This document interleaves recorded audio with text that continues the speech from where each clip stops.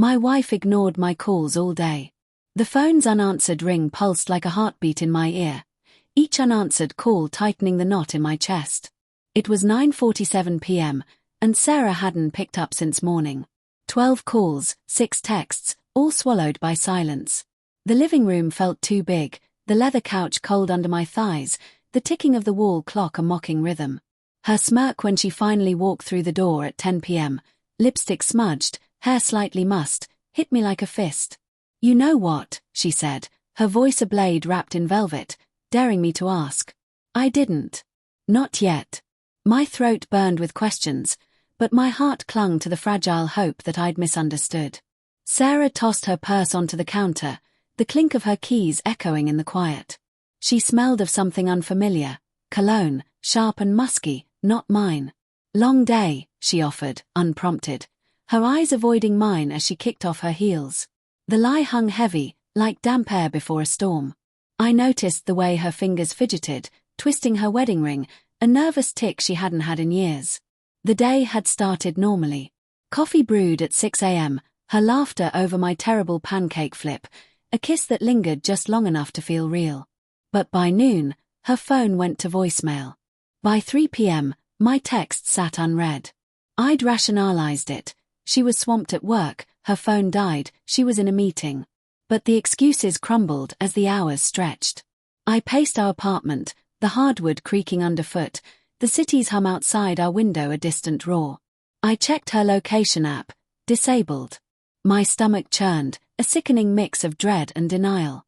Dinner sat cold on the table, the pasta congealing in its bowl. I'd cooked her favorite, hoping it might summon her home. Instead, I sat alone, the wine glass sweating in my hand, replaying every moment of our 7 years together.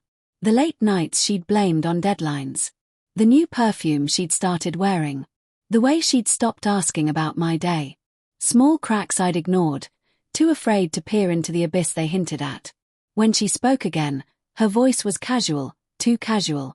"You're overthinking this, Ben," she said, pouring herself a glass of water. Her fingers trembled slightly, betraying the calm she projected. I wanted to scream, to demand answers, but my voice came out soft, broken. "Where were you, Sarah?" Her pause was a confession, her eyes darting to the floor before meeting mine with a flicker of defiance. "Out," she said. "With someone." The word someone was a shard of glass in my chest. I saw it then, the truth I'd been dodging all day. Her late nights weren't just work. Her distance wasn't just stress. The man's name didn't matter, the betrayal did.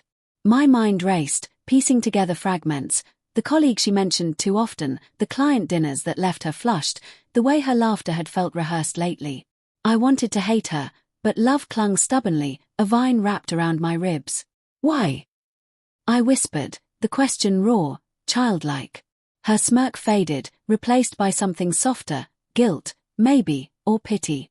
"I didn't mean for it to happen," she said, her voice cracking. "It just did." She stepped closer, and I flinched, the space between us a chasm now. The room felt smaller, the air thick with her perfume and my heartbreak. I saw us in flashes, our wedding, her vows, the way she'd cried when I proposed.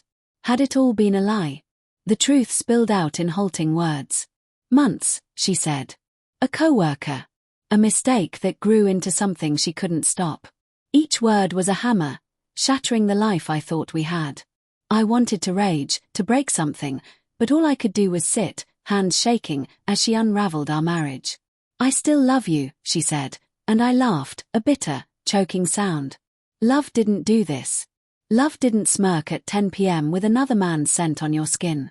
I stood, the chair scraping the floor, and walked to the window. The city lights blurred through my tears, a kaleidoscope of pain. "Get out," I said, my voice steady for the first time.